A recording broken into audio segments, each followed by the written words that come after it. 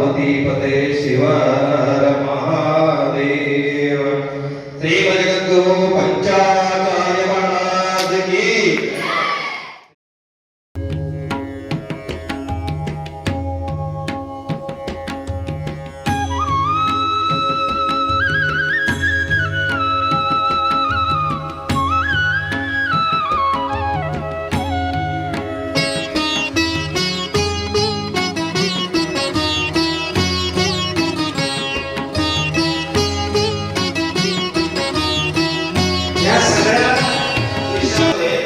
तुमच्या पालकांचं सहकार्य खूप महत्वाचं आहे।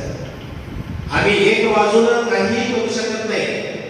तुमचा सहकार्य आणि पाठिंबा असेल तर या ठिकाणी तुमची जी मुलं आहेत जी इथं आल्यावर आमचे होतात, या मुलांचा सर्वांगीण विकास हा आपल्याला करता येतो। लक्षात घ्या, विद्यार्थ्यांचा सर्वांगीण विकास करत असताना यामध्ये बोधात्मक, भावात्मक आणि क्रियात्मक या तिन्ही दृष्टिकोनातून विकास करण्यासाठी 3 घटक जबाबदार आहेत। याच्यामध्ये विद्यार्थ्यावर सर्वात मोठा प्रभाव पडतो तो आई वडिलांचा आणि शिक्षकांचा। खेळ आहे, काही मुलांमध्ये चित्रकलेचा आवड आहे, काही मुलांमध्ये वक्तृत्व स्पर्धेचा आवड आहे, काही मुलांमध्ये डान्सिंगचा आवड आहे। मग अशा मुलांना जर आपण त्यांच्या आवडीनुसार जर वाव दिला तर नक्कीच ते विद्यार्थी त्याच्यामध्ये पुढे जातील।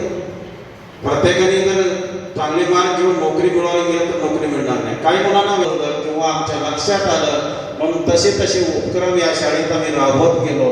राबवत असताना फक्त डोक्यात विचार आला म्हणून उपमुख्याध्यापक सर्व शिक्षकांचं मीटिंग घेतलं, त्यांच्यापुढे विषय मांडला, लगेच त्यांनी नियोजन सुरू केलं, तशा सूचना मुलांना दिल्या, मुलं सुद्धा त्याप्रमाणे पुढे येऊ लागले। आज माझ्या मुलांना ज्या सूचना द्यावं लागत नाही। 2 दिवसात एखादा कार्यक्रम असेल काय कुठला पण सांगितलं मुलांना हे कार्यक्रम आहे, तयार आहेत लगेच ते। पर्यांना नमन करून मी थोडंसं बोलताना थोडं चुकले तर माफ करा। फर्स्ट टाइमच बोलत आहे।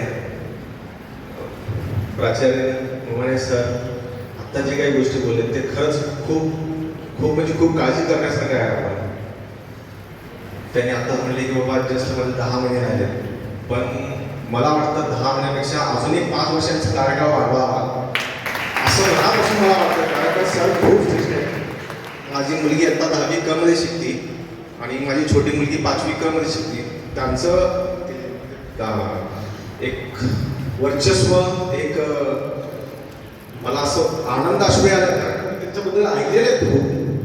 पुढे स्ट्रीट आहे। मी पण एकदा त्यांच्याकडे गेलो, त्यांनी म्हणले विचारल्याशिवाय पालकांना म्हणजे विद्यार्थ्यांना असं बोलायचं नाही का नाही, कारण अनुभव खूप छान आहे मला सरांचा। सर तुम्ही पण असंच कंटिन्यू राहा ही माझी खूप इच्छा आहे। जवळीक संबंध आलेला आहे। सरांचं कार्य त्यांनी जवळून पाहिलेलं आहे। आता त्यांनी विनंती केली त्यांनी कायमच असावं। सरांचं मार्गदर्शन सर हे कायम आपल्या सोबतच असणार आहे। जर शासनाला तुम्ही पालकांनी आवाज उठवला, मागणी केला की जे काम करतात सरांसाठी एक 10 वर्ष, तर ती मागणी मान्य झाली तर आमच्या शाळेतील